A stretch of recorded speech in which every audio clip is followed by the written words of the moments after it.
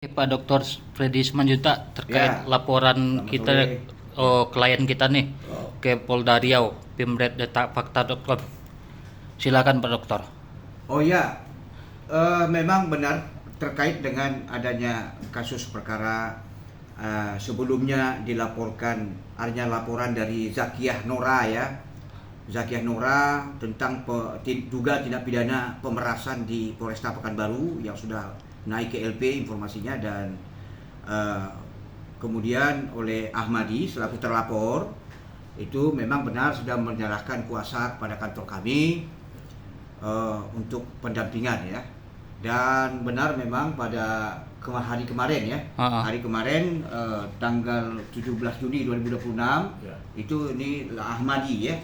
Ahmadi langsung mengajukan bentuk dumas ya, coba tunjukkan ya. Berbentuk dumas pengaduan masyarakat ke Reskrim Sus ya kan, Reskrim Kriminal Khusus Polda Riau ya.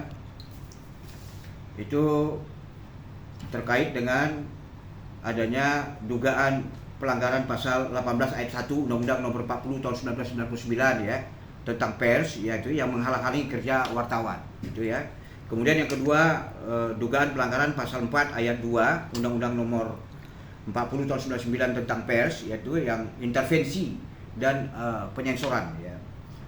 Jadi sesuai dengan laporan di Polda Riau, kita harapkan dengan segala kerendahan hati, dengan tidak mengurangi rasa hormat kepada Bapak Kapolda Riau melalui Direskrimsus Polda Riau untuk dapat segera menindaklanjuti memproses hukum tentang adanya laporan pengaduan masyarakat yang disampaikan oleh klien kami Ahmadi. Ini memang kalau kita lihat memang nilainya awalnya itu pemerasan yang dilaporkan oleh Zakira Nora ini di Polresta Pekanbaru itu memang tergolong kecil ya. Sebenarnya perkara-perkara kecilnya 1 juta. Tapi ini menyangkut tentang marwah harkat martabat beliau ini selaku insan pers ya kan, selaku jurnalis. Ini kan ada indikasi dugaan ya kan menghalang-halangi kinerja wartawan ya kan. Dan kemudian yang kedua perlu kami sampaikan bahwa terhadap laporan Zakiyah Nora di sana itu kan ada dua ya. Ada dua ya. Yang pertama itu yang termasuk terkait dengan masalah proyek rumah layak huni ya. Yang diberitakan lah ya. Yang diberitakan sebelumnya ini proyek ini di Pemkab Rohil ya kan, Rokan Hilir. Ya kan? Kemudian diberitakan adanya dugaan keterlibatan dari si terlapor ini Zakiyah Nora ini. Kemudian dinaikkan berita oleh Ahmadi. Kemudian Zakiyah Nora sebagai pelapor di Polresta Pekanbaru dan terlapor di Polda Riau minta agar berita di take down, agar dihapus. Kemudian dia meminta supaya dihapus itu, artinya dia sembari menawarkan, ada mengiming-imingi akan memberikan bantuan pada waktu itu. Dan bantuan ini akan diserahkan kepada klien kami Ahmadi. Itu terkait kepada waktu itu pas mau lebaran gitu kan, karena diiming-imingi, karena dijanjikan akan diberikan bantuan ya kan. Kemudian sebelum uang itu diserahkan, berita ini sudah di take down, berita ini sudah diturunkan oleh Ahmadi. Itu sebagai itikat baik dari beliau ini iya kan, diturunkan. Kemudian barulah ditransfer uang yang 1 juta kan gitu. Awalnya kan dia yang menjanjikan. Jadi pemerasannya di mana? Unsur ancaman, di bawah ancaman itu pelanggaran perbuatan hukumnya itu di mana? Unsur menguntungkan diri sendiri itu di mana? Ya kan, kalau unsur pemerasan 482 menurut KUHP baru itu, Undang-Undang Nomor 1 tahun 2023 yang disahkan tanggal 1 Januari 2026 yang lalu ya.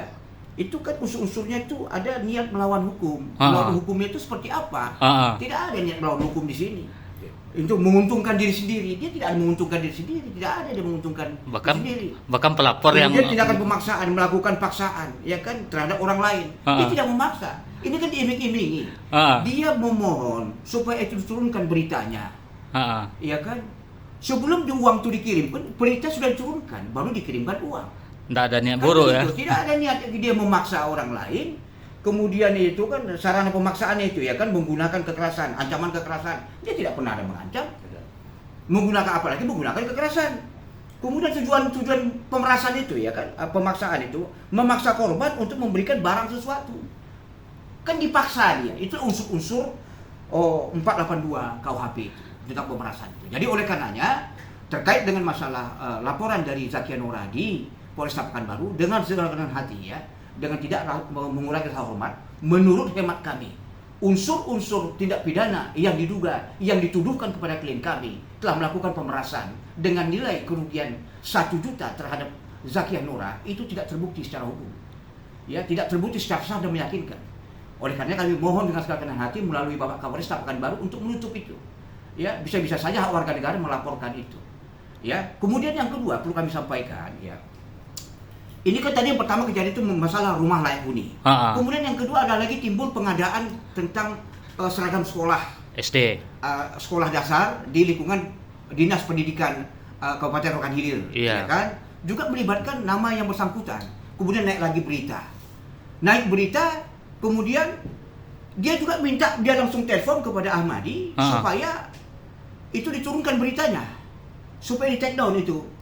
Kemudian itu diturunkan. Kemudian setelah diturunkan berita itu, dia melaporkan, membuat lapor tidak pidana tentang pemerasan di sana. Ya kan? Bahkan waktu dia meminta supaya diturunkan yang berita yang kedua tentang seragam sekolah tadi, dia ada ancaman. Ancamannya seperti ini. Kalau kamu tidak menurunkan berita itu, yang kedua tentang masalah pengadaan seragam sekolah SD tadi, ya, maka uang transfer yang 1 juta sebelumnya itu kan sebelumnya bukti sebelumnya, bukti transfer sebelumnya yang perkara yang rumah layak huni tadi akan diungkit kembali jadi sebagai barang bukti. Nah ini sekarang barang bukti dijadikan di Polresta Pekanbaru. Jadi teman-teman pers supaya dapat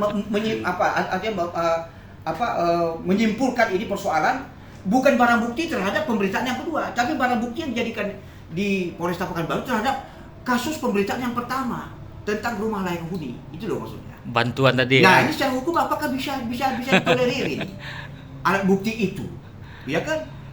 Itu pun sebelumnya sudah ditransfer, itu sudah diturunkan. Yang kedua naik lagi berita, sudah diturunkan lagi. Ya kan? Berarti dia sudah tidak punya etikat baik. Berarti dia punya mens rea.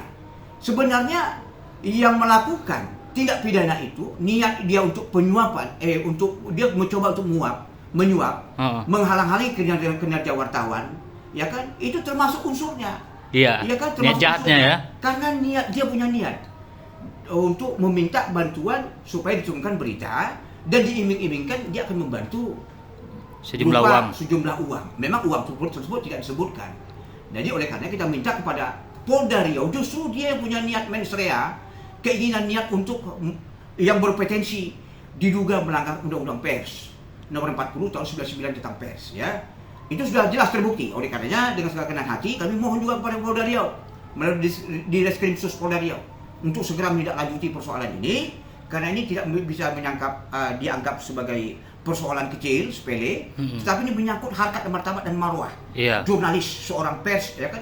Kebebasan pers itu harus dilindungi karena itu dilindungi oleh undang-undang, ya. Jadi kita harapkan ini supaya ada efek jerah ke depannya kepada pihak-pihak lain yang coba bermain-main dengan media, gitu, dengan pada wartawan, ya. Ya itu kira-kira komentar saya. Ya. Ada yang lain mungkin dari teman-teman? Yang pelapor ini jabatannya apa nih? Sebagai kontraktor ya.